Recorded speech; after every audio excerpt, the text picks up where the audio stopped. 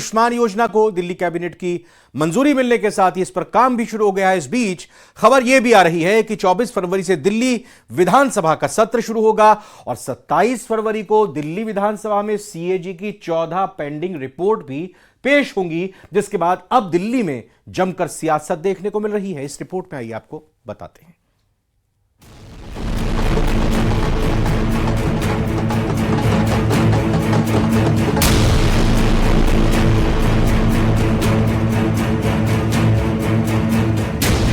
8 फरवरी को दिल्ली विधानसभा चुनाव के नतीजे आने से लेकर 20 फरवरी को शपथ ग्रहण समारोह तक बीजेपी में जमकर जश्न मना। ढोल बजे, नाच गाना हुआ, आतिशबाजी हुई, मिठाइयां बंटी, जश्न पूरा हुआ और अब वक्त काम का है। 27 साल बाद दिल्ली की सत्ता पर काबिज बीजेपी की सरकार अब फुल एक्शन मोड में है। आयुष्मान योजना को दिल्ली कैबिनेट की मंजूरी मिलने के साथ ही इस पर काम शुरू हो चुका है।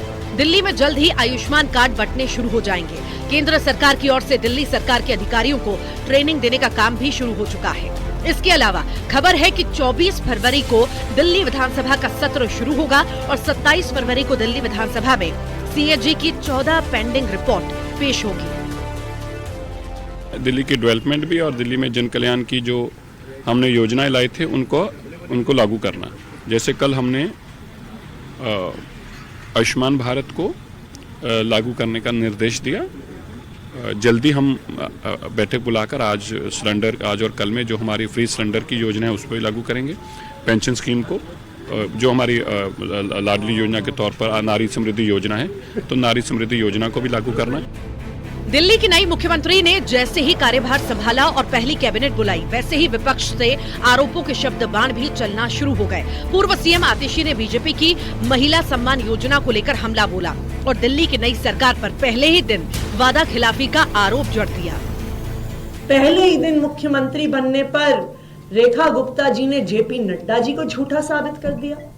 जेपी नड्डा जी भी इतनी रैलियां करी, उन्होंने इतने रोड शो करे, इतनी प्रेस कॉन्फ्रेंस करी और हर रोड शो में, हर रैली में, हर प्रेस कॉन्फ्रेंस में जेपी नड्डा जी ने कहा, और मैं उसको फिर से कोट कर रही हूं, पहली कैबिनेट बैठक में महिला समृद्धि योजना पारित की जाएगी। लेकिन रेखा गुप्ता जी ने मुख्यमंत्री बनने के बाद पहले ही दिन जेपी नड्डा जी को झूठा साबित कर दिया। वार पर पलटवार भी उसी तल्ख अंदाज में हुआ। दिल्ली के सीएम रेखा गुप्ता ने आम आदमी पार्टी को अपना घर संभालने की नसीहत देते हुए जनता से किया गया एक एक वादा पूरा करने का दावा किया। पहले दिन ही हम यमुना माई के घाट पे जाकर के यदि प्रण को अपने याद कर रहे हैं तो उन्हें क्या तकलीफ है भाई।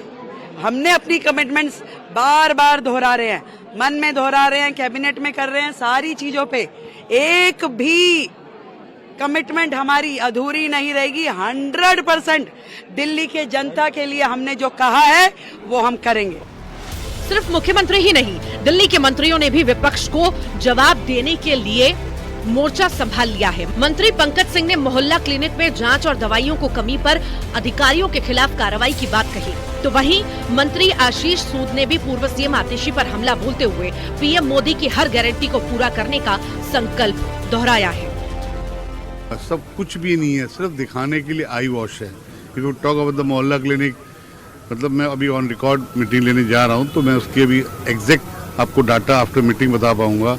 मुझे लगता है 50% तो मोहल्ला क्लिनिक ऐसे हैं जो सिर्फ नाम से चल रहे हैं, फॉर द रेंटल चल रहे हैं, एमएलए ने अपने लोग को दे रखे हैं, and it's a crime because वो चल नहीं रहे, तो उसकी भी हम जरूर जांच करेंगे। हर मंत्रालय की एक ही प्रायोरिटी है, 10 साल के कुशासन का दिल्ली की जनता ने नरेंद्र मोदी जी की गारंटियों पर विश्वास करके अंत किया है। हम उन गारंटियों को पूरा करें, उन गारंटियों को पूरा करने की वचनबद्धता की ही प्रायोरिटी है।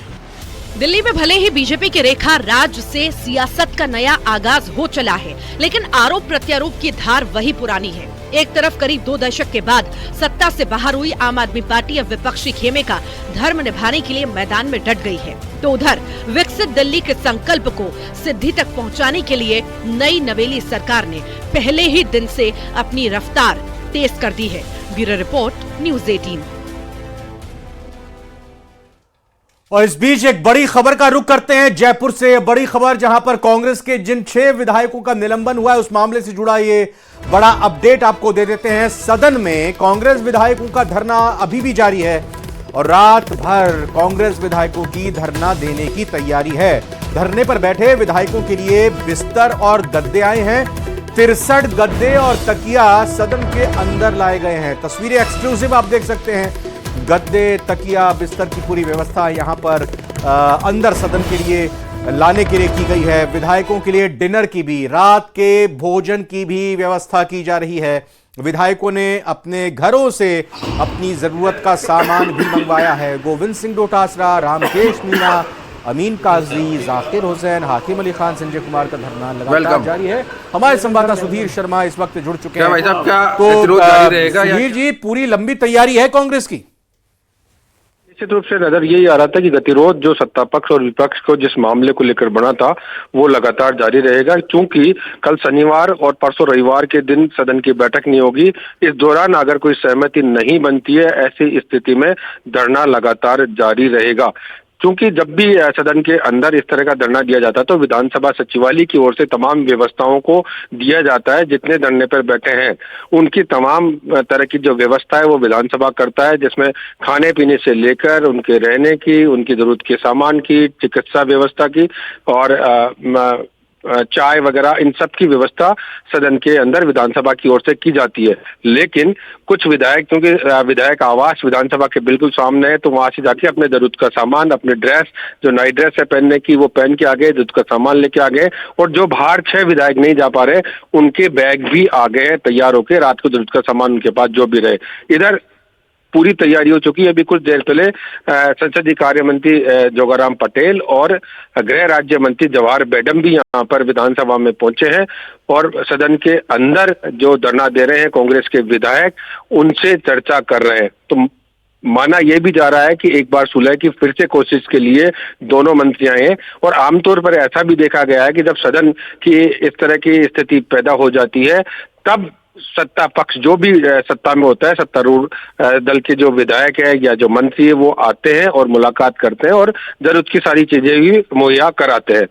जी, जो धरने पर बैठे निलंबित विधायक हैं या बाकी कांग्रेस के विधायक हैं, उनका क्या कहना है? क्या उनकी मांग है? धरने पर वो बैठे हैं, गतिरोध खत्म हो, वार्ता सरकार की तरफ से की जाए या फिर और उनकी मांग है? क्या कहना है उनका? देखिए, असल में जो गतिरोध सुबह प्रश्नकाल के दौरान जो पैदा हुआ था और एक शब्द, दादी शब्द को लेकर जो उठी थी कि आपकी दादी शब्द का जो है वो विरोध किया चल रहा है, उसी को लेकर गोविंद सिंह डोटासरा सहित जो विधायक है वो अध्यक्ष के आसन की तरफ बढ़े थे। सुधीर जी, हम ये समझना चाह रहे हैं, ये धरना खत्म करें, इसको लेकर इन्होंने क्या कुछ कहा है कि वो धरना किस शर्त पर खत्म करेंगे?